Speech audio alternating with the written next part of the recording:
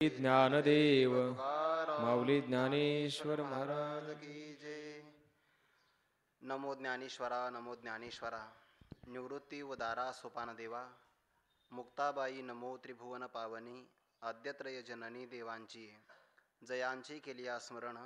होय सकळ विद्यांचे अधिकरण, तेचे वंदो श्रीचरण श्री गुरूंचे, ते नमस्कारोने आता. आयुधा नामहम वज्रम धीरुणामस्मि कामधुक्, प्रजनश्चास्मि कंदर्पस्सर्पाणामस्मि वासुकिः, अनंतश्चास्मि नागानां उरुणो यादसामहं, पितॄणामर्यमाचास्मि यमसंयमतामहं. पै आघवेया हतियेरा आत वज्र ते मी धनुर्धरा, जे शखमुखोत्तीर्ण करा आरूढुनी असे. कैवल्य साम्राज्य चक्रवर्ती विश्वमाऊली ज्ञानोबा यांच्या मुखातून सकल जगाचा उद्धार होण्याकरता जो अलौकिक स्वरूपाचा ग्रंथ प्रगट झाला, त्या ग्रंथराज श्री ज्ञानेश्वरीच्या 10व्या अध्यायाचं आपण चिंतन करत आहोत. पाठीमागच्या काही श्लोकामध्ये भक्तराज अर्जुनाने देवाला प्रश्न विचारला, कथम विद्यामहम योगिंस्त्वं सदा परिचिंतयन्, केषु केषुच भावेषु चिंत्योसी भगवन्मया. कोणत्या कोणत्या भावामध्ये अर्थात विभूती योगामध्ये मी तुला जाणावं. जर तुमचं सर्वच व्यापक स्वरूप आहे असं म्हटलं तर चिंतन करता येणार नाही, आणि म्हणून ज्या ज्या भावांच्या ठिकाणी तुमचं चिंतन करत असताना मला कष्ट पडणार नाही, अशा प्रकारचा विभूती योग आपण मला स्पष्ट करून सांगावं. कारण आपल्या मुखातून श्रवण करत असताना माझी तृप्ती होत नाही.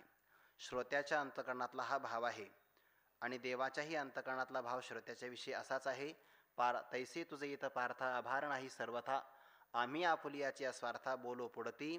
आता असो ही विकडी, मज उघड तुझी आवडी, म्हणून तृप्तीची सवडी बोलता न पडे. तिथे पण तृप्ती शब्द आलेला आहे.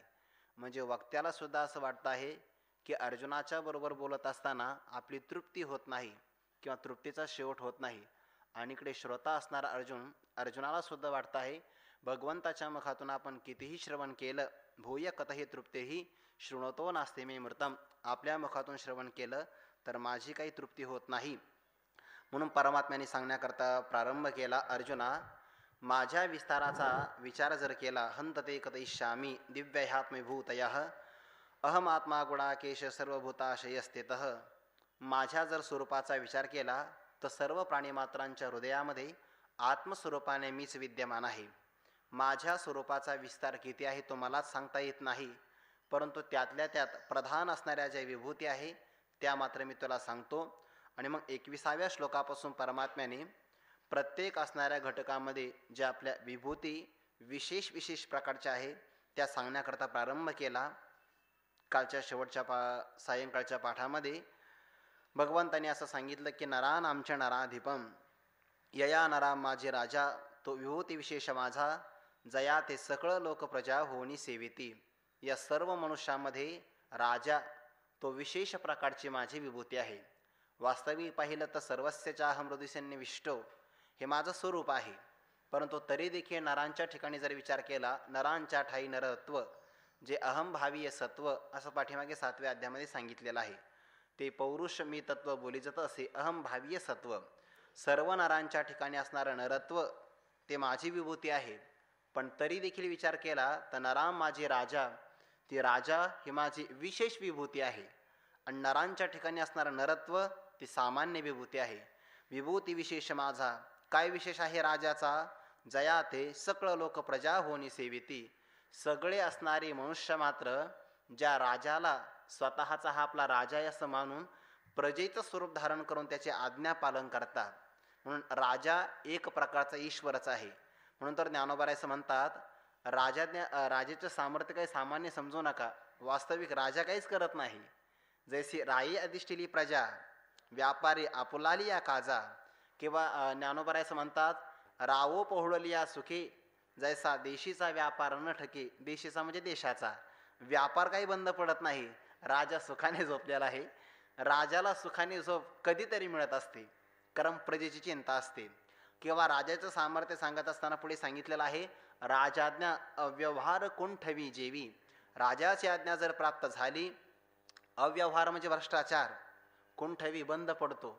राजाचंही सामर्थ्य असतं, पण ते राजाला कळालं पाहिजे की आपल्याकडे हे सामर्थ्य आहे. म्हणून या सगळ्यांच्या नरांच्या मध्ये जो राजा तो माझी विभूती विशेष आहे, आणि ज्याला सगळे लोक प्रजा होणी सेविती. आता पुढे काही विभूतींचा विचार 2 श्लोकामध्ये सांगतात.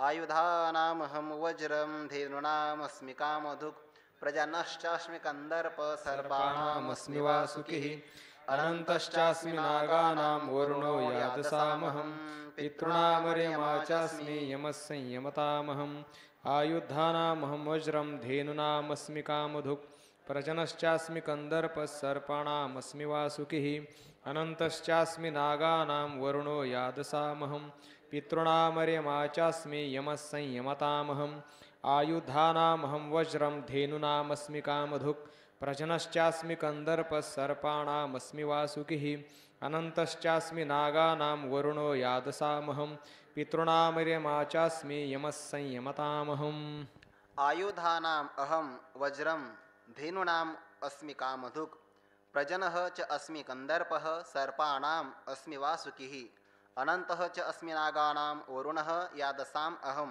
पितॄणाम् अर्यमा च अस्मि यमः संयमताम् अहम. भगवंत म्हणतात आयुधानाम, जे शस्त्र आणि अस्त्र हातामध्ये धारण केले जातात त्या सगळ्या अस्त्र आणि शस्त्रांच्या मध्ये वज्रम, इंद्राच्या हातामध्ये असणारं वज्र नावाचं शस्त्र अहम अस्मी, ते मी आहे. धेनूनाम, सर्व असणाऱ्या गायी, त्या गायींच्या मध्ये कामधुक, आपल्या मनातली जी कामना त्या कामनेचं दोहन करणारी म्हणजे परिपूर्ती करणारी कामधेनू नावाची गाय ती माझी विभूती आहे. च प्रजनः कंदर्पः अहम अस्मी. प्रजनः म्हणजे भूतांची असणारी उत्पत्ती करण्यामध्ये जो काम नावाचा स्वभाव कंदर्पः ती माझी विभूती आहे. या च पदाने मधुसूदन सरस्वती असं म्हणतात, कोणता चकाराने विषयांचा उपभोग घेणारा काम ती माझी विभूती नाही. धर्माविरुद्ध भूतेषु कामोस्मी भरतर्षभ ही माझी विभूती आहे, म्हणून त्याला कंदर्प असं म्हटलेलं आहे. सर्पाणाम अस्मि वासुकीही, सर्व असणारे सर्प त्यांच्यामध्ये वासुकी नावाचा सर्प ती माझी विभूती आहे. आणि पुढे शब्द आलेला आहे नागानाम अनंतः च अस्मि. नागांच्या मध्ये शेष नाग, ज्याला अनंत हे नाव आहे, ती माझी विभूती. यादसाम, यादस म्हणजे जलचर, जलचरांच्या मध्ये वरुण नावाची जे अष्टदिक्पाल आहे त्याच्यामध्ये पश्चिम दिशेचा असणारा जो पालक, लोकपाल म्हणतात, ती माझी वरुण नावाचा माझी विभूती आहे. पितृनाम, पितर लोकांच्या मध्ये अर्यमा नावाची देवता ती माझी विभूती आहे. संयमताम, सर्व प्राणीमात्रांचं नियमन करणारा जो यम, त्याला धर्मराज असं म्हणतात, ती माझी विभूती आहे. याच्यामध्ये सरळ सरळ भाव आहे. श्लोकामध्ये एक शब्द आहे सर्प आणि नाग, यांच्यामध्ये काय फरक आहे? आपण तर नाग आणि सर्प एकच म्हणतो, तर ते मधुसूदनीमध्ये एक टिप्पणी दिलेली आहे, त्याच्यामध्ये असा अर्थ केलेला आहे, सर्पाला एक मुख असतं आणि नागांना अनंत मुखे असतात, म्हणून शेष हा नाग आहे, म्हणून त्याला सहस्रमुख आहे. सहस्रमुखाचा वर्णिता भागाला, ज्याला हजार मुख आहे तो नाग, आणि ज्याला एकच मुख आहे त्याला म्हणतात सर्प. त्यामध्ये पुन्हा आणखीन एक भाग आहे, बहुधा सर्प विषारी असतात आणि नाग मात्र बिनविषारी असतात. पण काही काही नाग सुद्धा विषारी असतात, जसा की तक्षक नाग मात्र विषारी आहे, आणि सर्प विषारीच असतात. सर्प कोणता? वासुकी. पुढे येणार आहे बघा, ते समुद्र मंथन करत असताना वासुकी लावला की नाही दोर म्हणून, आणि म्हणून त्याच्या मुखातून विष बाहेर पडलं, हलाहल नावाचं, की जे भगवान शंकरांनी प्राशन केलं. म्हणून सर्पाला एक मुख असतं आणि सर्प विषारी असतात. नागांना मुख फार असतात, ते बिनविषारी असतात, पण कधी कधी त्यांच्यामध्ये सुद्धा नियमाला अपवाद असल्यामुळे तेही विषारी असतात, असं एखादा असतो. म्हणून हा त्यातला फरक आहे. सर्पांच्या मध्ये वासुकी मी आहे आणि नागांच्या मध्ये शेषनाग ही माझी विभूती, म्हणून तर भगवान शंकर त्याच्यावर झोपलेले असतात, बिनविषारी असल्यामुळे बहुतेक. चला, पै आघवेया हाती हाती येरा आत वज्रते मी धनुर्धरा, जे शखमुखोत्तीर्ण करा आरोळणी असे. भगवान असं म्हणतात हती एरा. हती एरा म्हणजे हत्यार, याचे दोन अर्थ होतील. जे हातामध्ये धारण केलं जातं त्याला हे हत्यार असं म्हणतात, किंवा जे हत्या करतं त्याला हे हत्यार असं म्हणतात. जो घ्यायचा तो अर्थ घेऊ शकता आपण. आघवेया हतीरा आत. हतीरा आत म्हणजे हत्यारामध्ये, पण कोणते हत्यार? सगळेच्या सगळे असणारे जे हत्यार किंवा ज्याला शस्त्र म्हणतात, त्या सगळ्या शस्त्रामध्ये वज्र नावाचं शस्त्र ते मी धनुर्धारा. अर्जुनाला संबोधन दिलं, तू काय आहे? धनुर्धारी, म्हणजे तुझ्या हातामध्ये तू धनुष्य धारण केलं, आणि बाकीचे असणारे सगळे शस्त्र जे जे धारण करतात त्यांच्यामध्ये वज्र नावाचं हत्यार ते माझं स्वरूप आहे. मग ते कोणाकडे असतं? प्रत्येक शस्त्र अस्त्र ठरलेले आहेत. भगवान विष्णूचं नारायण अस्त्र आहे, भगवान श्रीकृष्णाचं सुदर्शन नावाचं अस्त्र आहे, भगवान शंकराचं पाशुपत नावाचं अस्त्र, ब्रह्मदेवाचं ब्रह्मास्त्र. हे प्रत्येकाचे अस्त्र आणि शस्त्र ठरलेले आहे. यमाचा दंड असतो, दंड. ते प्रत्येकाचे त्यांच्या योग्यतेनुसार, अधिकारानुसार आणि बलानुसार शस्त्र आणि अस्त्र ठरलेले आहेत. मग हे वज्र नावाचं हत्यार कोणाच्या हातामध्ये आहे? जे शख मखोत्तीर्ण करा. शत म्हणजे 100, मख म्हणजे यज्ञ आणि उत्तीर्ण म्हणजे परिपूर्ण. ज्याने 100 यज्ञ परिपूर्ण केलेला आहे किंवा 100 यज्ञ करून जो इंद्र पदावर आरूढ झाल्यामुळे कृतार्थ झालेला आहे, असा जो इंद्र आणि त्याच्या कर म्हणजे हात, त्याच्या हातामध्ये आरूढोनी असे शोभून दिसत आहे. पूर्वीच्या काळामध्ये वृत्रासुर नावाचा दैत्य उन्मत्त झाला आणि त्या वृत्रासुराला असं वरदान होतं की तो कोणत्याही प्रकारच्या अस्त्र आणि शस्त्राने मारला जाणार नाही. मग त्या अस्त्र आणि किंवा शस्त्रामध्ये विशेष प्रकारचं सामर्थ्य असेल तरच मारू शकणार.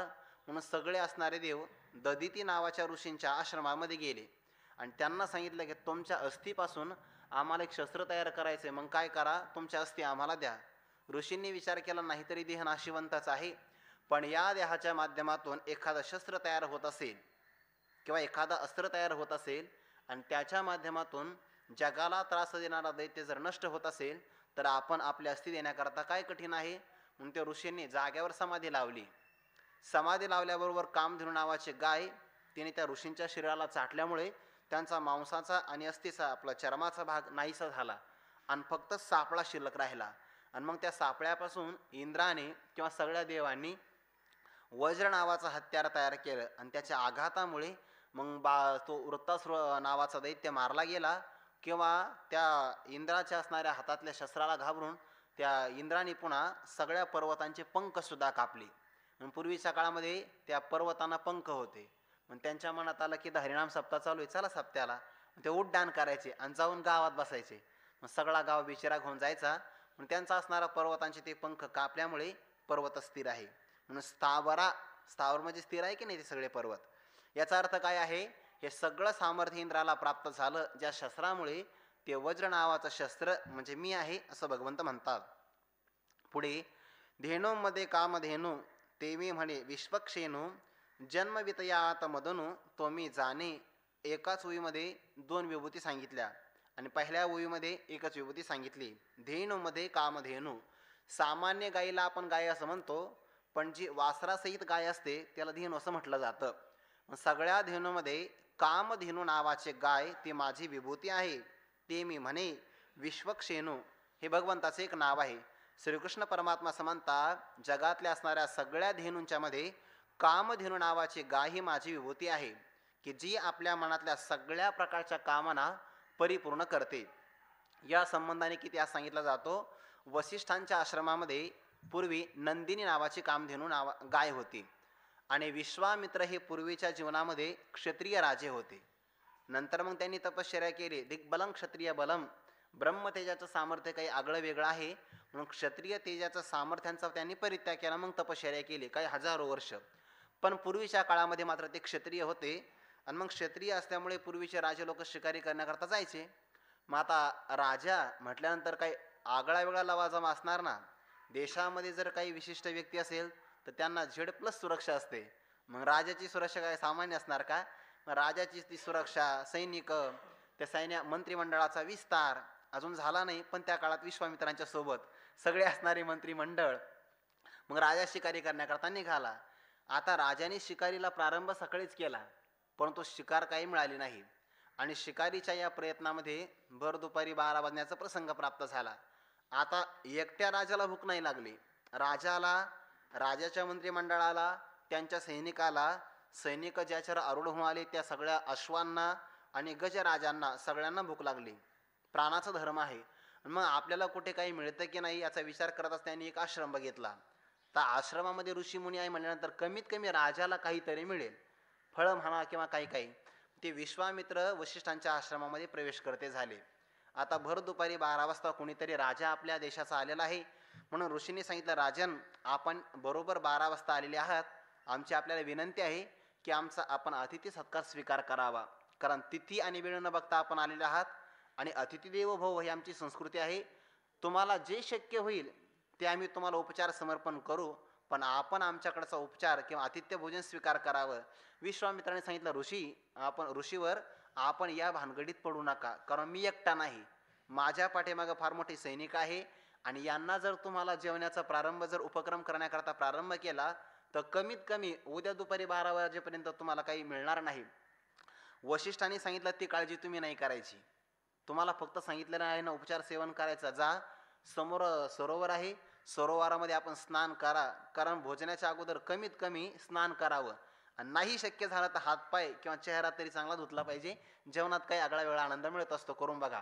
मग ते वशिष्ठांनी सांगितल्याबरोबर विश्वामित्र सगळ्या सैनिकांच्या सह मंत्रिमंडळाच्या सहित सरोवरामध्ये स्नानाकरता गेले. जेव्हा स्नानाकरता गेले, आश्रमामध्ये काहीच नव्हतं, पण स्नान करून परत येतात आश्रमामध्ये मंडपाची उभारणी झाली. विस्ताराचा मंडप आहे. सगळ्या मंडपाच्या खांबाला केळीचे गळते लागले, घडासहित केळी लावलेले आहेत. सगळीकडे फळांचे असणारे उपचार समर्पण झाले. राजाला बसण्याकरता वेगळा पाठ, सुवर्णाचा पाठ आहे.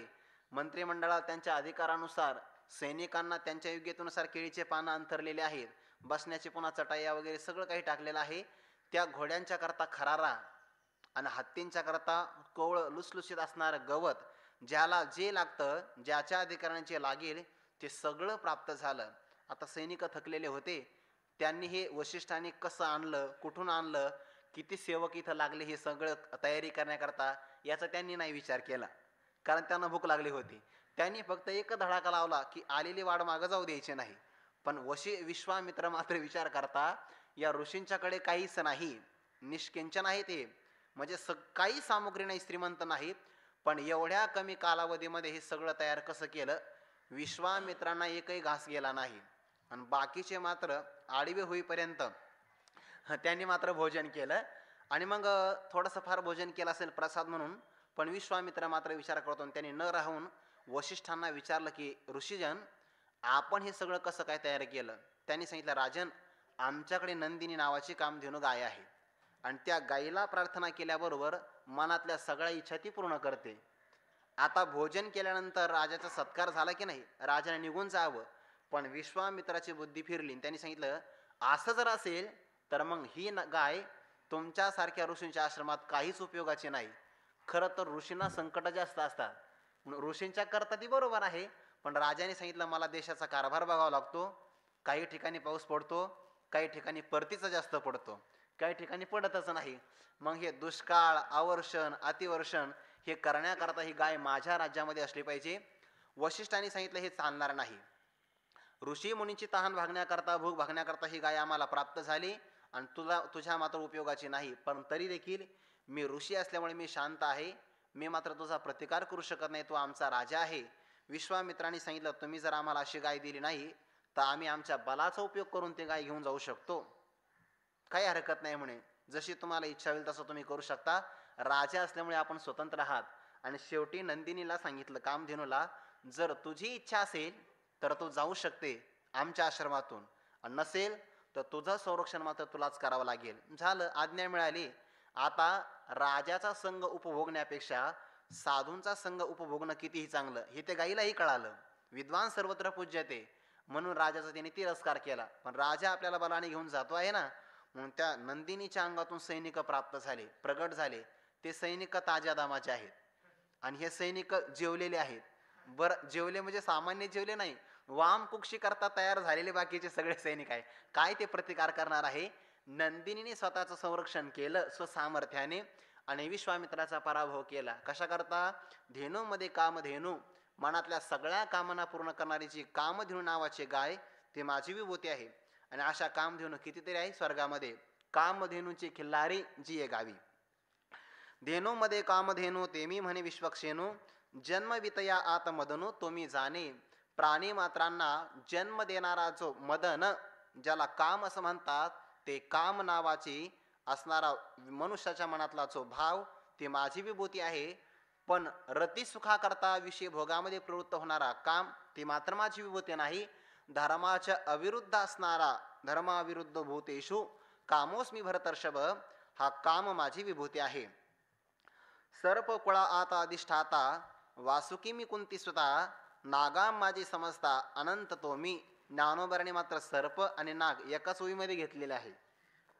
सर्पकुळामध्ये ज्यांना एक मुख असतं आणि जे विषारी असतात त्यांना सर्प असं म्हणतात. ज्यांना मुख पुष्कळ असतात पण प्रायशः जे बिनविषारी असतात त्यांना नाग असं म्हणतात. आणि अपवादाला तक्षक नावाचा नाग तो मात्र विषारी आहे. म्हणून सर्पकुळा आता अधिष्ठाता, सगळ्या सर्पकुलाचा जे अधिष्ठान आहे तो वासुकी नावाचा सर्प माझी विभूती आहे. आणि या वासुकीचा उपयोग केला होता क्षीरसागराचं मंथन करण्याकरता. ते दुर्वास ऋषी चालले आणि त्यांच्या गळ्यामध्ये एक पुष्पमाळा होती. समोरून इंद्र येत होता आणि म्हणून राजाला आपण काहीतरी उपहार द्यावा याकरता दुर्वासाने आपल्या गळ्यातली माळ काढली, पुष्पमाळा इंद्राच्या गळ्यामध्ये समर्पण केले.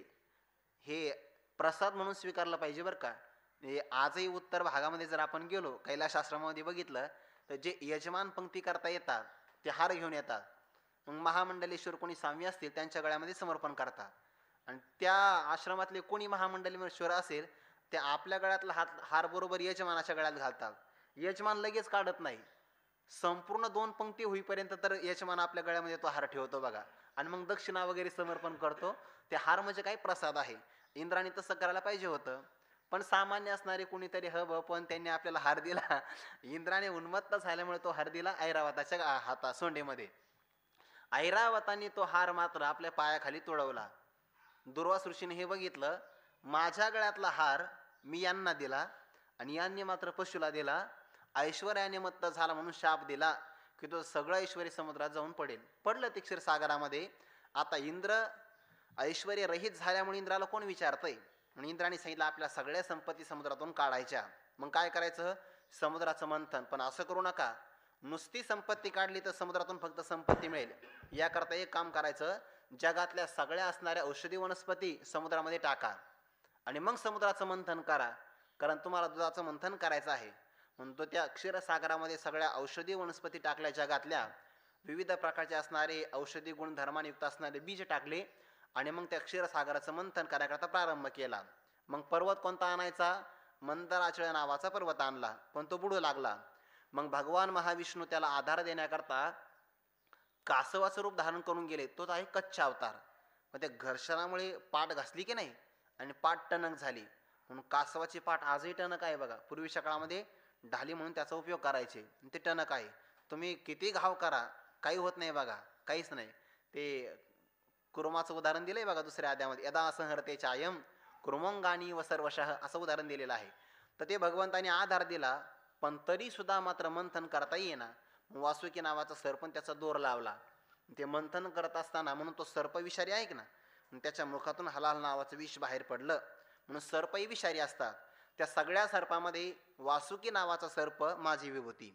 सर्पकुळा आता अधिष्ठाता, वासुकी मी कुंते सुता, नागा माझी समस्त अनंत तो मी. आणि जे नाग ज्यांचे फणा किंवा मुख बहु पुष्कळ असतात आणि जे बिनविषारी बहुधा असतात त्या सगळ्या नागांच्या मध्ये अनंत, अनंत हे नाम आहे कुणाचं, शेषनागाचं.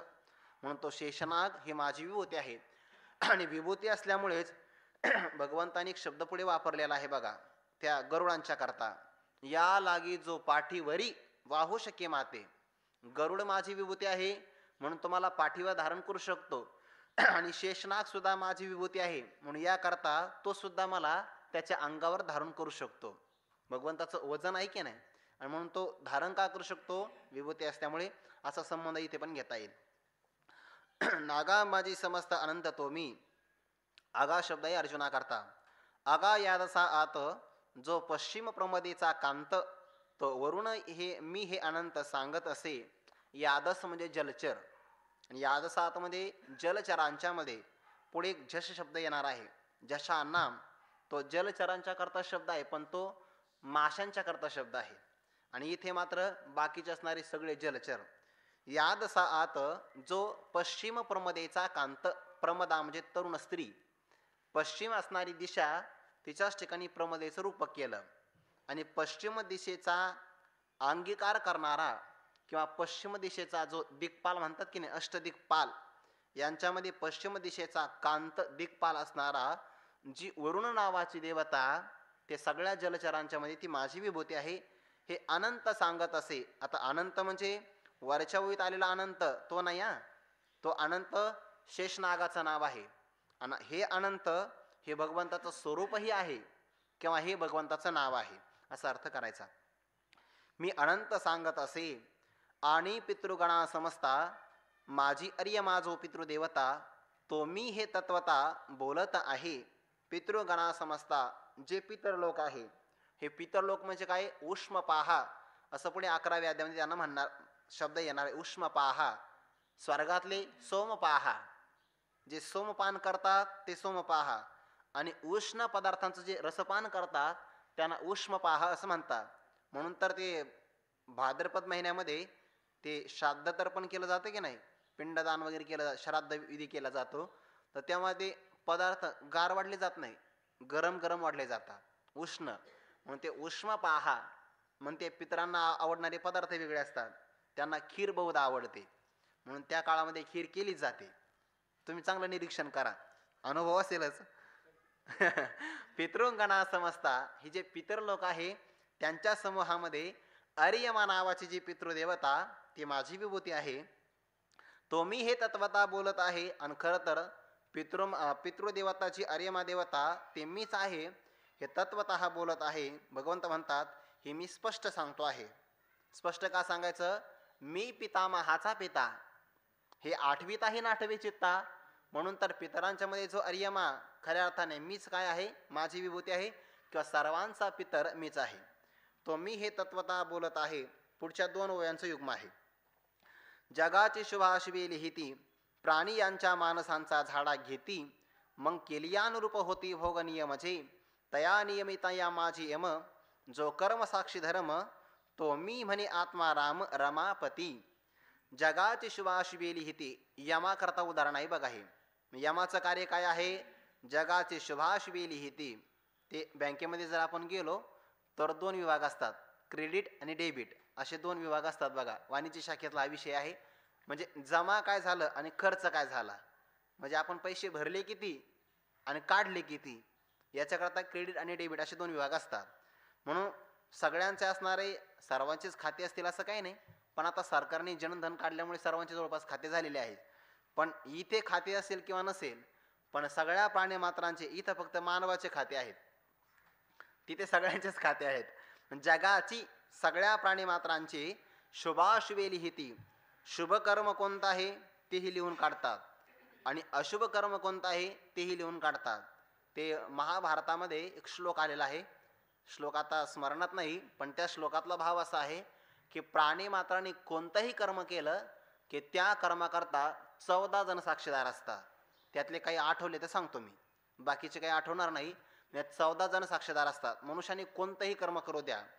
पहिले साक्षीदार आहे सूर्य आणि चंद्र 2, दुसरे दिवस आणि रात्र झाले 4, नंतर पंचमहाभूत 9, त्यानंतर ईश्वर 10, मनुष्याचं अंतकरण 11 आणि धर्मराज ज्याला यम असं म्हणतात 12. आता 2 आठवत नाही, पण 14 जण मात्र साक्षीदार आहे. म्हणून कोणतंही कर्म करू द्या, दिवसा केलं तर दिवसाची अभिमानी देवता आहे, सूर्य तर आहेच आहे, रात्री चंद्र आहे पण अमावस्याला चंद्र नाही, मग तिथं रात्र आहे. आणि प्रत्येक प्राणी मात्र किंवा पंचमहाभूत, श्वास घ्या प्राण आहे बघा साक्षीदार, सगळेच्या सगळे कर्माचे साक्षीदार आहे. ईश्वर तर ईश्वर सर्वभूतानाम, त्यामुळे तोही साक्षीदार आहे. कोणीच नसेल साक्षीदार, आपलं मन साक्षीदार आहे, म्हणून आपण आपल्या मनापासून लपू शकत नाही. आणि त्याचप्रमाणे कर्म साक्षी धर्म पुढे शब्द येणार आहे.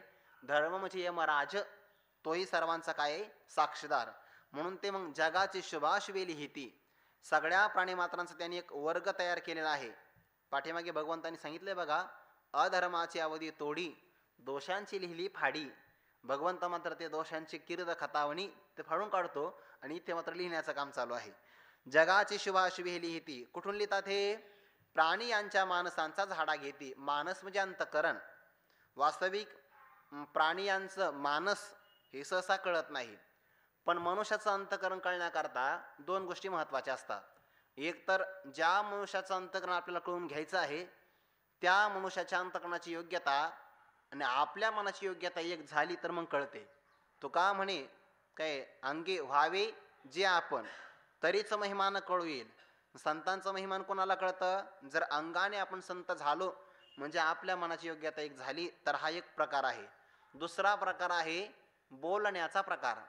म्हणून मानस जाणी जे बोले, शब्दाने सुद्धा मनुष्याचं अंतकरण कळतं. आणि मग भोगे जाणी जे केले पूर्वजन्मीचे किंवा आवडी ती वृत्ती किरीटी आधी मनोनीची उठी, मग ते वाचा देठी करासी कृतीवरून अंतकरण कळतं, वाणीवरून अंतकरण कळतं, कधी डोळ्यातून सुद्धा अंतकरण कळतं. ते अहिंसा सांगत असताना ज्ञानोबा प्रकट करतात. हे अंतकरण कळण्याचे काही भाग असतात, परंतु सर्वांचंच अंतकरण कळेल असं मात्र नाही. मग या यमाकडे काय काम आहे? प्राणी यांच्या मानसाचा झाडा घेती. झाडा घेती हा वाक्प्रचार आहे. झाडा घेणे म्हणजे तपासणी करणे. त्याला आपण झाडाझडती म्हणतो बघा व्यवहारामध्ये, झाडाझडती.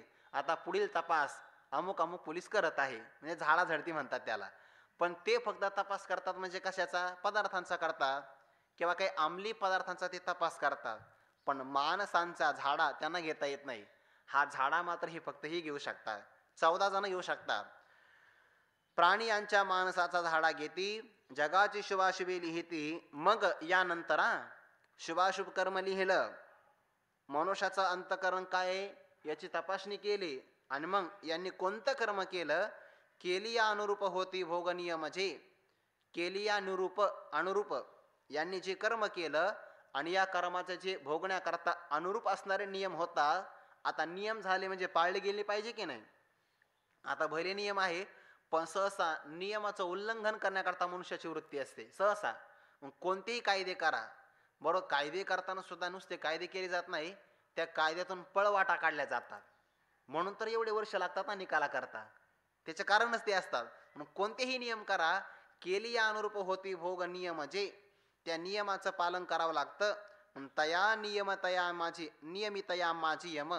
त्या सगळ्या असणाऱ्या नियमांचं नियमन करणारा जो यम आहे की जो कर्म साक्षी धर्म सर्वांच्या कर्माचा साक्षी आहे. साक्षी म्हणजे कोणाच्याही कर्मात सहभाग न नोंदविणारा, फक्त त्यांचं प्रकाशन करणारा किंवा जाणणारा. आणि असा कोण आहे? धर्म, धर्माची मूर्ती असणारा जो यम, म्हणून त्याला धर्मराज असं म्हणतात. तो मी म्हणे आत्मा राम रमापती. आणि खरं तर असं आहे जो यम आहे किंवा धर्मराज आहे ते माझं स्वरूप आहे. का बरं? कारण यम सामर्थ्याने सगळ्यांच्या मनाचा झाडा घेतो, पण त्या यमाच्याही मनामध्ये मीच आहे ना. कशा रूपाने? आत्माराम. आत्मस्वरूपाने मी सुद्धा रमापती असणारा राम, ती माझी विभूती आहे असं भगवंत स्पष्ट सांगतात. पण ते भीष्माचार्यांच्या रूपामध्ये असं वर्णन केलं आहे की त्यांनी शरपंजरावर पडल्यानंतर भगवंत त्यांच्या दर्शनाकरता आले पांडवांच्या सहित. आणि भगवंताचं दर्शन झाल्याबरोबर त्यांच्या सगळ्या वेदना शांत झाल्या. मग त्यांनी भीष्माचार्याने विचार केला, प्रभू मागील जन्मामध्ये मी काय कर्म केलं हे मला आठवत नाही, पण कोणत्या कर्माचं हे फल आहे की ज्यामुळे मला बाण माझ्या शरीरामध्ये घुसले, शरीरामध्ये रक्ताचा एकही थेंब राहिला नाही आणि या बाणांच्या शेईवर मला झोपावं लागत आहे, असं माझं कोणतं कर्म आहे? ते भीष्माचार्याने बरंच कर्म आठवण्याचा प्रयत्न केला मागील काही जन्माचा, पण त्यांना मात्र आठवलं नाही. भगवंतांनी कृपा केली, सांगितलं तुम्ही जेवढे जन्म आठवले ना त्या जन्माच्या फक्त आणखीन एक जन्म पाठीमागे जा म्हणजे तुम्हाला कळेल. आणि त्या जन्मामध्ये असं सांगितलं जातं, आता इतिहास ऐकलेला आहे की भीष्माचार्य पूर्वजन्मामध्ये कोणीतरी क्षत्रियाचे पुत्र होते राजकुमार, आणि चालत असताना एक सरडा त्यांच्या रस्त्यावर आला. त्यांनी तो बाणाच्या टोकावर घेतला रस्त्यात आणि असा भिरकावला, तर तो काटेरी कुंपणामध्ये जाऊन पडला. त्याच्या अंगामध्ये काटे रुतल्या गेले की नाही. आणि मग ते आणि तो सरडा त्या ठिकाणी काहीतरी 6 पळ म्हणतात, तो कालाचा प्रकार आहे. 6 पल, हिंदीमध्ये त्याला पल म्हणतात ना, मराठी भाषेत पळ. असं काहीतरी तो या कालावधीपर्यंत 6 पळ कालावधीपर्यंत थांबला आणि पडला खाली तो. तर ते त्यांचं कर्म वाढत वाढत गेलं आणि त्यांना 6 पळाचे 6 महिने राहावं लागलं असं. म्हणून सगळ्या प्रकारच्या कर्माला साक्षी कोण आहे? धर्म. म्हणून कोणतंही कर्म विनाकारण होत नाही, त्याला साक्षीदार असतातच. तया नियमी तया माझी यम, जो कर्म साक्षी धर्म तो मी म्हणे आत्मा राम रमापती. आता ही कथा मी काही स्पष्ट वाचली नाही बरं का भीष्माचार्याची, पण कीर्तनात ऐकलेली आहे मात्र. आता ते कुणाची ऐकली हे माझ्या लक्षात नाही, पण ते लहानपणी ऐकलेली कथा स्मरणात आहे. तो मी म्हणे आत्मा राम रमापती. पुढे आणखीन काही विभूती सांगतात. प्रल्हादश्चास्मि दैत्यानां कालकलयतामहं मृगाणां च मृगेन्द्रोऽहं वैनतेयश्च पक्षिणां प्रह्लादश्चास्मि दैत्यानां कालकलयतामहं मृगाणां च मृगेन्द्रोऽहं वैनतेयश्च पक्षिणां प्रह्लादश्चास्मि दैत्यानां कालकलयतामहं वैनतेयश्च पक्षिणां प्रल्हादः च अस्मि दैत्यानां कालः कलयताम् अहं मृगाणां च मृगेन्द्रः अहं वैनतेयः च पक्षिणां.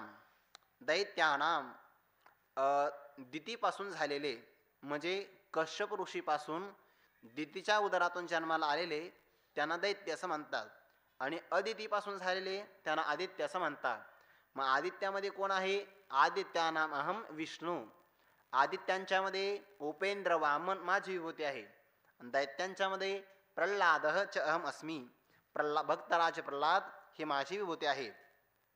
कलयताम काल गणना करणारा जो काल ती माझी विभूती आहे. पुढे मृत्यू सर्वहरः ही माझी विभूती. सर्वांचं हरण करणारा मृत्यू माझी विभूती. आणि काल गणना करणारा काल ती माझी विभूती आहे. इथे कलयताम कालह अहम अस्मी. मृगानाम जे पशु आहेत त्यांना ज्यांना श्वापद असं म्हणतात, म्हणजे ज्यांना 4 पाय आहेत आणि जे वनामध्ये वनचरण करतात. मृग म्हणजे थोडक्यात आपण हरणाला मृग असं म्हणतो, पण शक्यतो जे 4 पायाचे असतात किंवा पशु किंवा श्वापद त्यांना मृग असं म्हणतात. मृगानाम त्या सर्व मृगांच्या मध्ये मृगेंद्र म्हणजे सिंह ही माझी विभूती आहे.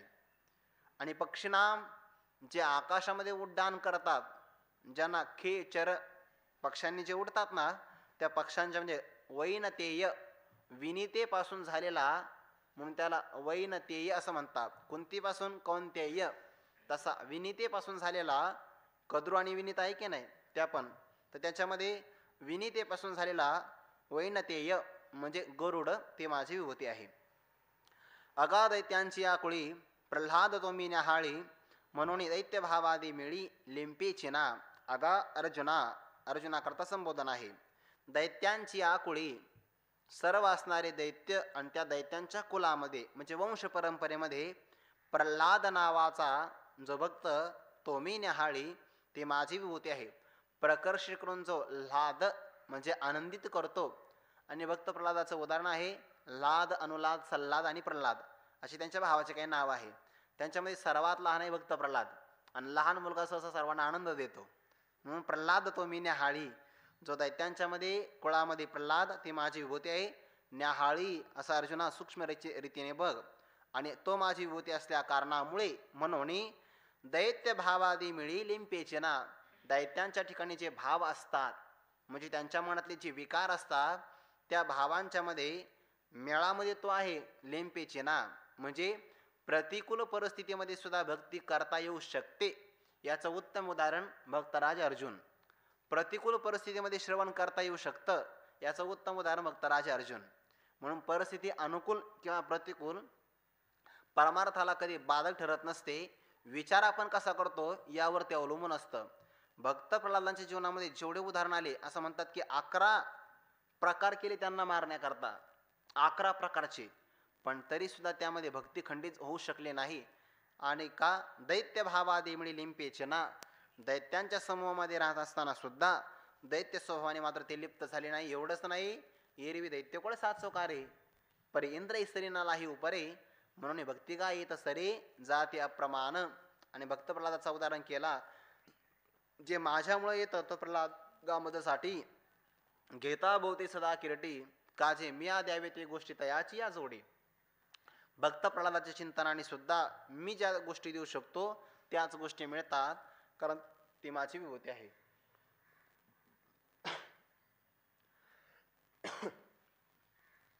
अगा दैत्यांची आकुळी प्रल्हाद तो मी न्याहाळी. इथे प्रल्हाद असा शब्द आहे. मनोनी दैत्य भावादी मिळी लिंपेचे ना. पै कळीतया माझी महाकाळ तो मी म्हणे गोपाळ. श्वापदा माझी शार्दूळ तो मी जाण. कळीतया माझी जे कळीतया माझी कलन करता कालगणना करता किंवा हरण करतात. क्षणाक्षणामध्ये मनुष्याचं आयुष्य नष्ट होत आहे, क्षणाक्षणाने. मग सुभाषित करण्याचं गोड चिंतन केलेलं आहे. विद्यार्थी जीवनामध्ये क्षण वाया जाऊ देऊ नये आणि बाकीच्या उर्वरित जीवनामध्ये कण वाया जाऊ देऊ नये. कारण क्षणाक्षणाने विद्या संपादन केली जाते आणि कणाकणाने धनसंचय केला जातो. ज्याचा क्षण नष्ट झाला त्याला विद्या मिळत नाही आणि कण नष्ट झाला त्याला धन मिळत नाही. क्षणशः कणशश्चैव विद्यामर्थमच साधयेत, क्षण त्यागे कुतो विद्या कण त्यागे कुतो धनम. आणि म्हणून जो क्षणाक्षणाने आपलं आयुष्य घेऊन जातो आहे. नाथांचं प्रमाण आहे बघा हरिपाठामध्ये, घडी घडी काळ वाट याची पाहे, अजून किती आहे अवकाश, अजून किती अवकाश शिल्लक आहे, तो हरण करण्याकरता टपून बसलेला आहे. म्हणून कळीतया माझी, जो महान काल आहे की जो ब्रह्मदेवाचं सुद्धा आयुष्य हरण करतो. क्षणाक्षणाने सेकंद पुढे गेला की एक सेकंद पुढे जातो आणि मागचा सेकंद कमी होतो. म्हणून वर्तमान शब्द म्हणेपर्यंत वर्तमान शब्द भूतकाळात जमा होतो. इतका काल कसा एक क्षणभंगूर आहे. कळीतया माझी महाकाळ तुम्ही म्हणे गोपाळ, तो कोण आहे, मीच आहे असं जाणून घ्यावं. म्हणून कालोस्मी लोकक्षयकृत प्रवृद्धो असा पुढे शब्द येणार आहे. सगळ्यांचा महाकाल मीच आहे. श्वापदा माझी, वनामध्ये संचरण करणारे जे श्वापद आहेत त्या सगळ्या श्वापदामध्ये शार्दूळ, इथे मात्र शार्दूळ शब्द वाघा करता आहे पण खरा तो शब्द सिंहा करता आहे. तिथे सिंह शब्द असेल, दोन्ही पण आहे का नाही आपल्या ज्ञानेश्वरीमध्ये? हा शार्दूळ म्हणजे वाघ दिलेला आहे तिथं खाली, पण खरा तर शार्दूळ म्हणजे सिंह असा शब्द आहे. श्वापदा माझी शार्दूळ तो मी जाणे, सगळ्या श्वापदामध्ये सिंह ही माझी विभूती आहे. सिंहाला शिकार करण्याकरता जवळ कोले किंवा लांडगे लागत नाही. तो असं म्हणत नाही चला शिकारी करता माझ्यासोबत मदतीला, असं नाही. त्याला काय म्हणतात ते एखाद्या अतिरेक्याला नष्ट करायचं असेल तर एक मुख्य असणारा सैनिक तो गोळीबार करतो आणि त्याचं संरक्षण करण्याकरता मागची सैनिक त्याला कव्हर देतात. कव्हर असं म्हणतात बघा, म्हणजे तुम्ही गोळ्या चालवत राहा त्यामुळे तो बाहेर येणार नाही आणि मग मी त्याच्या जवळ जातो, त्याला कव्हर फायरिंग असं काहीतरी शब्द आहे बघा.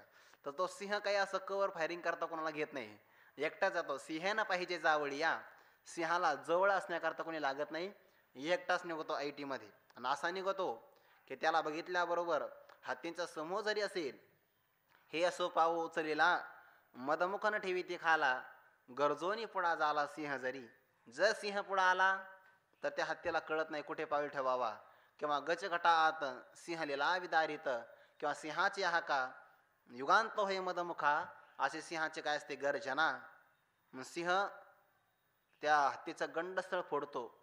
मग हत्ती किती बलवान असू द्या पण सिंहाची गर्जना किंवा सिंहाने उड्डाण केलं की तो मात्र, म्हणून ते सिंहाचं उदाहरण दिलेलं आहे की सिंह हा आपल्या शक्तीचा फार मोठा संचय करणारा असतो. तो शक्ती नष्ट करत नाही आणि शक्ती नष्ट न केल्यामुळे त्याच्याकडे अगाध सामर्थ्य असतं. श्वापदा माझी शार्दूळ तो मी जाणे तो मी जाण, पक्षी जाती माझारी गरुड तो मी अवधारी, या लागी जो पाठीवरी वाहू शके माते. आणि पक्ष्यांच्या मध्ये समूहामध्ये गरुड नावाचा पक्षी हे माझी विभूती आहे, या लागी आहे असं म्हणूनच जो माते पाठीवरी वाहू शके, जो मला आपल्या पाठीवर वाहू शकतो. आणि जर तो माझी विभूती नसता तो माझ्या वजनाने खाली दाबला असता. भगवंताचं वजन सामान्य नाही ना. ते महाभारताच्या युद्धामध्ये कर्ण धारातीर्थी पडला, जमिनीचं रथाचं चाक जमिनीमध्ये फसलेलं आहे, ते एका हाताने काढतो, एका हातामध्ये लगाम आहे घोड्यांचे, आणि धनुष्यालाचा बाण लावला, दाताने तो प्रत्यंच्या ओढतो आहे आणि बाण मारतो आहे. आता त्याने बाण मारला की अर्जुनाचा रथ 1.5 हात पाठीमागे जायचा, हलायचा रथ आणि पाठीमागे जायचा. आणि अर्जुनाने बाण मारला की तो रथ कर्णाचा 15 हात पाठीमागे जायचा, जमिनीमध्ये रुतून बसायचा. पण मग अर्जुनाने बाण मारला की भगवंत शाबासकी अर्जुनाला देत नव्हते, आणि कर्णाने बाण मारला की भगवंताचा रथ हलायचं आणि पाठीमागे यायचं की नाही. भगवंत म्हणायचे वाह शाबास कर्ण. आता हे 1-2 वेळा झालं, कुणाला सहन होईल. ते अर्जुनाने विचार केला हा माझ्या रथाचा सारथी आहे आणि परकी व्यक्तीची काय करतो आहे, स्तुती करतो आहे. 2-3 वेळा ऐकून घेतलं आणि तिसऱ्यांदा सांगितलं परमात्मा तुम्ही असं काय करता. भगवंताने सांगितलं अर्जुना तुला कळणार नाही, अरे तुझं सारथ्य कर्म मी करतो आहे, अंगावर तुझ्या आघात झालेला नाही, आणि म्हणून तू बाण मारला की कर्णाचा रथ 15 हात पाठीमागे जाईल यात काय आश्चर्य आहे. पण मी तुझ्या रथावर आहे आणि माझ्यामध्ये सगळं ब्रह्मांड सामावलेलं आहे. म्हणजे जगातलं सगळं ओझं माझ्यामध्ये आणि त्या वजनासहित मी तुझ्या रथावर आहे. म्हणजे तुझ्या रथाचं ओझं किती आहे. पण तरी असा असणारा कर्ण बाण मारतो आणि तुझा रथ हलवू शकतो म्हणून शाबासकी तुला नाही त्यालाच दिली पाहिजे. म्हणून कधी पण जरी आपला एखादा अमित्र असेल तर त्याचं आपण आचरण चांगलं असेल तर घेतलं पाहिजे. अमित्रात अपि सद्वृत्तम असं सुभाषित आहे बघा. मित्र आपला नाही शत्रू आहे पण त्याचं चांगलं आचरण घेतलं पाहिजे. सोनं अशुद्ध जागेमध्ये पडलेलं आहे तरी घेतलं पाहिजे. लहान मुलगा आहे बालात अपि सुभाषितम ग्राह्यम ते घेतलं पाहिजे. म्हणून कर्णाची आम्ही स्तुती करतो. कशा करता उदाहरण सांगितलं आहे. भगवंताचं वजन आहे आणि ते वजन ज्या अर्थी गरुड वाहतो आहे ते माझी विभूती. तो विनितेपासून गरुड झाला त्या कद्रू आणि विनिता यांच्या शर्यत लागली म्हणजे सूर्यदेवाच्या रथाचा घोडा म्हणे त्याचा जे काही शेपूट आहे ते पांढऱ्या रंगाचा आहे विनितेने सांगितलं आणि कद्रूने सांगितलं नाही नाही काळ्या वर्णाचा आहे. म्हणजे लावा पैस लावली पैस. आता महिलांचे भांडणं त्याच्यामध्ये पुन्हा पैस. मग त्या कद्रूने आपल्या मुलांना सांगितलं सरपांना की मी तुमच्या सावत्राईबरोबर पैज लावलेली आहे आणि पैजेमध्ये असं ठरलं की जे त्या सूर्याच्या घोड्याच्या शेपटी जर काळ्या वर्णाची असेल तर ते माझी दासी होण्याकरता तयार आहे नाहीतर मग मला दासी व्हावं लागेल. जा म्हणे तुम्ही. ते सगळे सर्प गेले आणि त्या सूर्याच्या रथाचा जो घोडा आहे त्या घोड्याच्या शेपटीला बिलगले. परिणाम असा झाला की ते सगळं शेपूट काळं झालं. मग ती विनिता पैजेमध्ये हरली आणि ती दास्यत्व करू लागली. त्या विनितेला फक्त 2 मुलं झाले पण त्यांच्या जन्माला कालावधी लागला.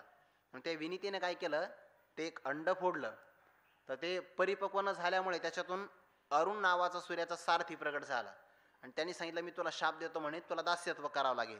मग ते शापामुळे दास्यत्व स्वीकारावं लागलं पण सांगितलं दुसरं अंड मात्र फोडू नको त्याचा म्हणजे माझा भाऊ आहे आणि तो तुला काही कालावधीनंतर मुक्त करेल.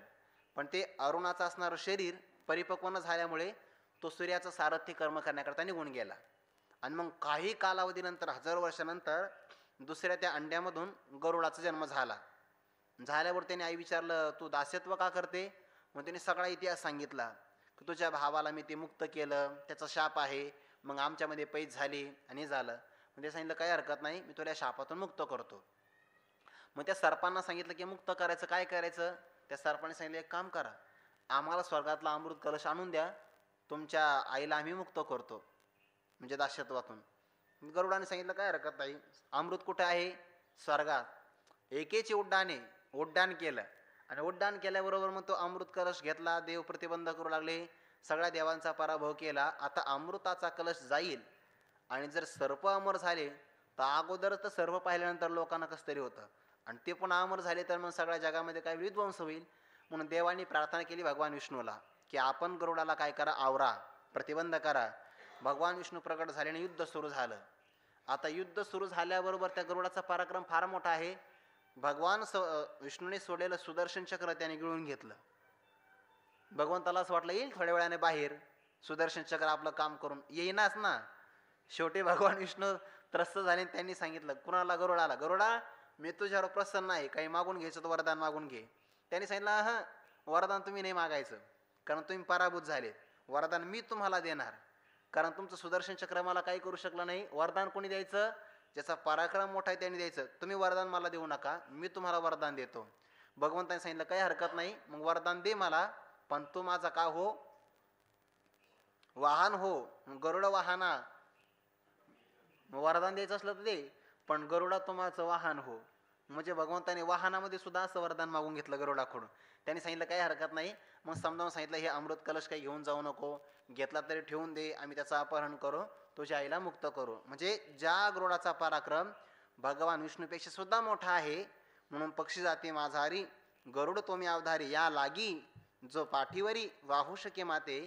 यामुळे तुम्हाला पाठीवर वाहू शकतो आणि कधी कधी गरुडाचा वेग सुद्धा कमी पडतो. गरुडाला सुद्धा अभिमान झाला ना एका प्रसंगामध्ये ते द्वारकेमध्ये गरुडाचा वेग कमी पडला. किंवा गजेंद्राला सोडण्याकरता कहे त्या लक्ष्मी आणि ती कहे गजराज म्हणजे त्या गरुडाला सुद्धा मागं पाडलं. हत्ती शब्द म्हणण्याकरता वैकुंठामध्ये आणि पुढचा ती शब्द गजेंद्राच्या जवळ इथे गरुडाचा वेग मागं पडलेला आहे. या लागी जो पाठीवरी वाहू शके माते पण गरुड मात्र भगवंताला धारण करू शकतो. याकरता ती माझी विभूती आहे. पवन पवतामस्मी रामशस्त्रभृतामहं यशानामकरश्चास्मी श्रोतसामस्मी जाह्नवी. पवन पवतामस्मी रामशस्त्रभृतामहं यशानामकरश्चास्मी श्रोतसामस्मी जाह्नवी. पवन पवतामस्मी रामशस्त्रभृतामहं यशानामकरश्चास्मी श्रोतसामस्मी जाह्नवी.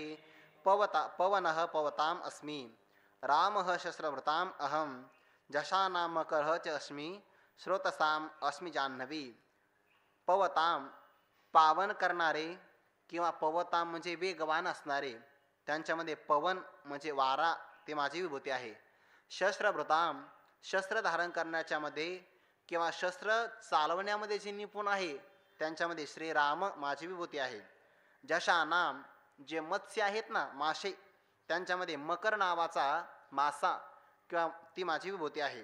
किंवा पुढे येणारच आहे तो शब्द मकर किंवा त्याला आपण मगर असं म्हणतो, ते माझी विभूती आहे. स्रोतसाम आणि ज्यांचा वेग फार मोठा आहे, पाण्याचा ज्यांच्यामध्ये फार मोठा वेग आहे, प्रवाह ज्यांच्यामध्ये आहे, असे जे स्रोतस त्यांच्यामध्ये जाह्नवी म्हणजे गंगा ही माझी विभूती आहे. पुढे इतिहास येणार आहे. पृथ्वीची या पैसारा माझी घडीन लगता धनुर्धरा एकेची उड्डाणी साताई सागरा प्रदक्षिणा कीजे तया वहिलिया गतिमंता आत पवन तोमी पांडुसता. दीड ओवीमध्ये एक विषय आहे. आणि पुढे मग शस्त्रधरा समजता माझी श्रीराम तोमी या ओवीपासून तो हाती येरा परचित आत रामचंद्र मी रमाकांत या 55 ओवीच्या अर्ध्या ओवीपर्यंत 4 ओव्यामध्ये एक विषय आहे.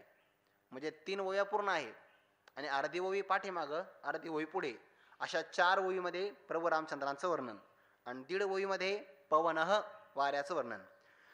पृथ्वीची या पैसारा माझी, पैसारा माझी म्हणजे पसाऱ्यामध्ये पृथ्वीचा जो विस्तार आहे, या सगळ्या पृथ्वीला घडी न लागता, एक घडीचा कालावधी न लागता एकेची उड्डाणे, एकच उड्डाण केल्याबरोबर 7 सागरा प्रदक्षिणा कीजे. 7 असणाऱ्या समुद्रांना एक घडी न लागता आणि एक उड्डाण केल्यावर प्रदक्षिणा करावी.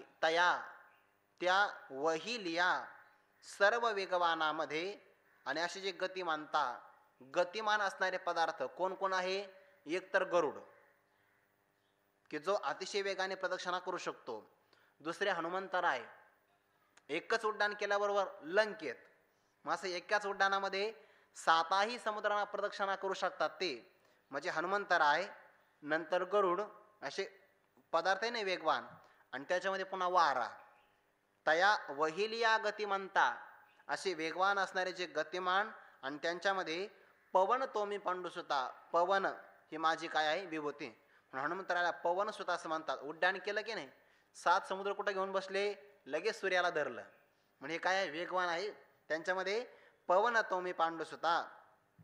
हे झालं पवताम पवनः, जे पळणारे त्यांच्यामध्ये पवन मी आहे. शस्त्रधरा समजता माझी श्रीराम तोमी, आणि सगळ्या शस्त्र धारण करणाऱ्यांच्यामध्ये श्रीराम ही माझी विभूती आहे. काय विभूती आहे? त्या प्रभू रामचंद्रांच्या बाणाचा वेग आहे बघा, वेग रामाच्या बाणाचा असा वेग आहे त्यांच्या बाणाचा, की भगवंताने बाण मारल्याबरोबर काम करायचा तो बाण आणि पुन्हा भात्यामध्ये माघारी यायचा. रिकाम होण्याचं कारणच नाही. पण एकदा मात्र तो भाता रिकाम होण्याचा प्रसंग झाला बरं का. ते आपण भावार्थ रामायणामध्ये बघितलं बघा. ते लव आणि कुशाचा प्रसंग प्राप्त झाला ना, तर ते लव आणि कुशाचे बाण ते पराक्रमीच होते. भगवंताने बाण मारला की ते बाण जायचे, मागं येत नव्हते. लव कुशाचे त्या अंगावर त्यांचे अलंकार तयार व्हायचे. मग बाजूबंद असेल, ते मनगटामध्ये असणारे कंकण असेल, कानातले कुंडल असेल, म्हणजे भगवंताचे बाण गेले की माघारी येत नव्हते. भगवंताला विचार पडला, आतापर्यंत सगळे माघारी येत होते, पण आता काय येत नाही, काहीतरी विशेष असलं पाहिजे, म्हणून बाण बंद केले, भातारी कामं होऊ नये याकरता. पण या सगळ्या शस्त्रधरामध्ये मात्र श्रीराम ही माझी विभूती आहे. शस्त्रधरा समजता माझे श्रीराम तोमी. कोण श्रीराम? पराक्रम सांगतात आता. तो श्रीराम की ज्याने म्हणजे जेने साकडले या धर्माचे कैवारे, आपण या धनुष्य करुणी दुसरे, विजयलक्ष्मी एक मोहरे केले त्रेती म्हणजे त्रेतायुगामध्ये तो श्रीराम काय केलं? ज्यांनी साकडलेल्या धर्माचे कैवारे, कैवार म्हणजे बाजू, कोणाची बाजू घेतली? धर्माचे. पण कसा धर्म साकडलिया, जो धर्म संकटग्रस्त झाला होता, असा असणारा जो धर्म, संकटात पडलेल्या धर्माचा कैवार घेऊन आपणा स्वतःला दुसरे धनुष्य करून स्वतःला दुसरं धनुष्य केलं. दुसरं म्हणजे हातामध्ये एक धनुष्य अगोदरच होतं ना, मग हातातलं एक धनुष्य आणि आपण स्वतः दुसरं धनुष्य, असं स्वतःला अंगाने दुसरं धनुष्य करून विजयलक्ष्मी, रणांगणामध्ये विजय संपादन करणं हेच काय आहे, धन. आणि अशी असणारी विजयलक्ष्मी एक मोहर म्हणजे मार्ग, त्या विजयलक्ष्मीला एक मार्गी केलं म्हणजे रावणाचा पराभव केला. आणि ती विजयलक्ष्मीने स्वतःच्या गळ्यात माळ घालून घेतली, प्रभू रामचंद्राचा स्वीकार केला, म्हणून भगवंताला विजयच प्राप्त झाला. अशा त्या विजयलक्ष्मीला एक मार्गी केव्हा केलं, त्रेती केले, त्रेतायुगामध्ये. आणि आता कोणतं युग चालू आहे, द्वापार, म्हणजे भगवंत सांगतात तेव्हा, आणि आता कलियुग, तीन युगाचा संबंध आहे. विजयलक्ष्मी एक मोहरे केले त्रिती, पाठी उभे टाकुनी सुवेळी. पाठी म्हणजे नंतर असा अर्थ न करायचा, पाठी म्हणजे याच्या पाठीवर, सुवेळी जो पर्वत आहे ना, त्या पर्वताच्या पाठीवर म्हणजे पठारावर असा अर्थ.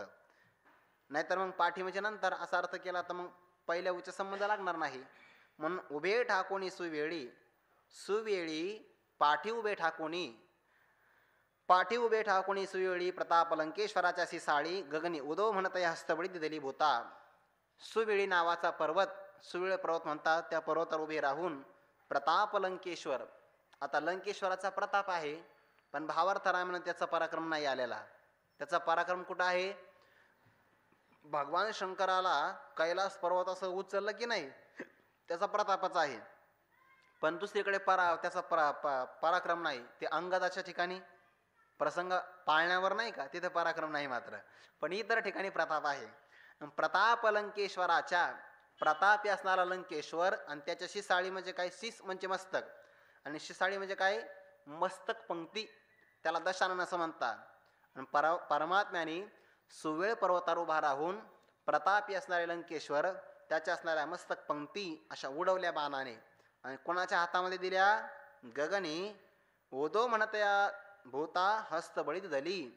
गगनामध्ये उदो म्हणणारे, उदय करणारे, किंवा ते मेलेल्या असणाऱ्या प्रेतांचे मस्तक मांस खाणारे जे भूत होते ना, त्या भूतांच्या हातामध्ये भगवंताने त्या लंकेश्वराच्या मस्तक पंक्ती देऊन टाकल्या.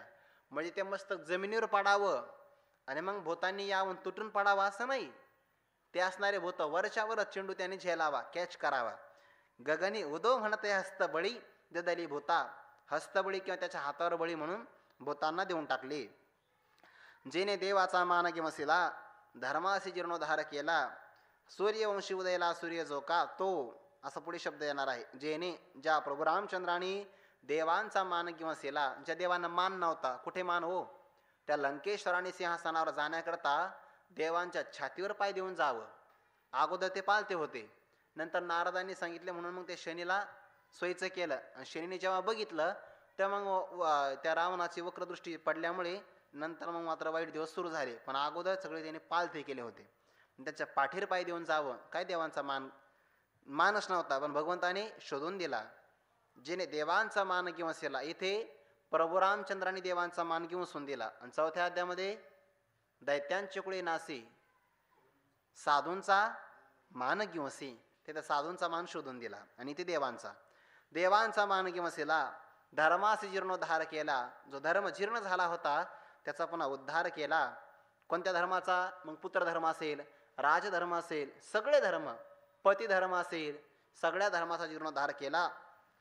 सूर्यवंशी, सूर्याच्या वंशामध्ये जो का सूर्य उदयाला, दुसरा असणारा सूर्यच प्रभू रामचंद्रांच्या रूपाने प्रगट झाला. तो हतियरा परजितया आत, तो हातामध्ये शस्त्र धारण करणारी जे असतात, परजितया म्हणजे चालविण्यामध्ये निपुण आहेत, त्यांच्यामध्ये रामचंद्र, मी रमाकांत, किंवा दुसरा पाठ आहे सीताकांत, सीतेचा पती, किंवा रमा म्हणजे लक्ष्मीचा पती, तो मी आहे. कोण, जो हत्यार धारण करण्यामध्ये अत्यंत निपुण प्रभू रामचंद्र, ती माझी विभूती आहे. मकर मी पुच्छवंत जळचरा माझी, जळचरामध्ये जे पुच्छवंत आहे त्यांच्यामध्ये मकर हे माझी विभूती आहे. पै समजता ही ओघामध्ये जे भगीरथी आणि ता गंगा जन्नूने गिळली मग जंगा फाडून दिदली ते त्रिभुवनैक सरिता जान्हवी मी पांडुसुता जळप्रवाहा समजता माझारी जाणे. ह्या दोन वयामध्ये एकच विचार आहे. ऐसेनी वेगळाला सृष्टीपैकी विभूती नाम ठेविता एकेकी सगळेन जन्मसंसे अवलोकी अर्ध्यानवती. दोन वयाचं युग्म आहे. समजता ही ओघामध्ये सगळे असणारे पाण्याचा प्रवाह ज्यांच्यामध्ये ओघ रूपाने वाहतो आहे. वेगवान ओघ आहे ना गंगेचा, तो वेगवान वेग आपल्याला बघायला मिळतो बघा ऋषिकेशला किंवा आपण हरिद्वारला गेल्यानंतर. ऋषिकेशमध्ये वरती जास्त ओघ आहे आणि हरिद्वारमध्ये मात्र गंगेला फार मोठा वेग आहे. म्हणून ते साखळ्या लावलेले स्नाना करता जाऊ नये म्हणून. कोणी गेला तर गंगेत गेला तर मग सापडत नाही, गंगासागरात सापडला तर, नाहीतर नाही, इतका वेग आहे. समजता ही ओघामध्ये सगळ्या असणाऱ्या ओघामध्ये जो ओघ भगीरथी आणि ता गंगा भगीरथ राजाने आणला.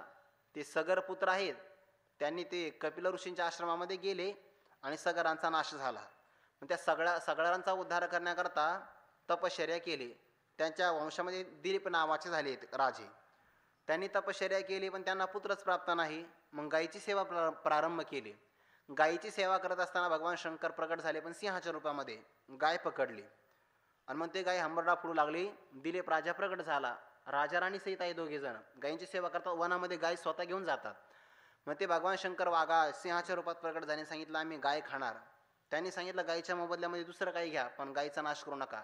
सांगितलं राजा तुझा मांस मला दे मग मी गायीला सोडतो.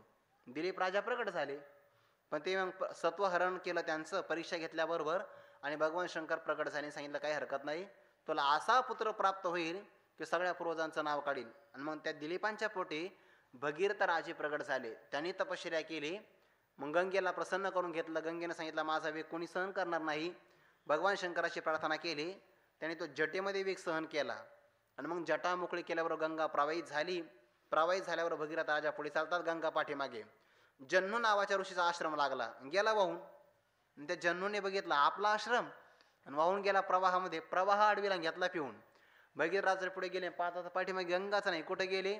ऋषींची याचना केली. सांगितलं उद्धारा करता गंगा चालली आहे, आपण सहन करा त्या सोडून. मग त्याने आपली मांडी जंघा फाडली आणि त्या जंगेतून बाहेर पडली म्हणून त्याला जन्नू ऋषींच्या जंगेतून बाहेर पडली म्हणून त्याला जान्हवी असं म्हणतात. त्याची आई बघा इथं. समजता योगामध्ये जे भगीरथी आणि ता गंगा जन्नूने गिळली आणि मग जंगा फाडून दिली, आपली मांडी फाडून दिली. ते कोण आहे?